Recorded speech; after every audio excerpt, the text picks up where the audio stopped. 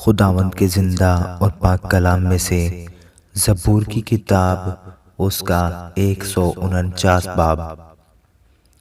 خداوند کی حمد کرو، خداوند کے حضور نیا گیت گاؤ، اور مقدسوں کے مجمع میں اس کی مدح سرائی کرو۔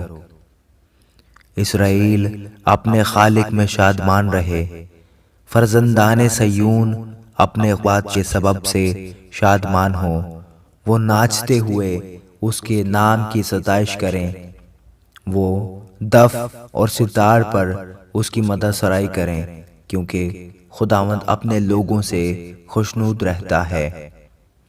وہ حلیموں کو نجات سے زینت بخشے گا، مقدس لوگ جلال پر فخر کریں، وہ اپنے بستروں پر خوشی سے نغمہ سرائی کریں۔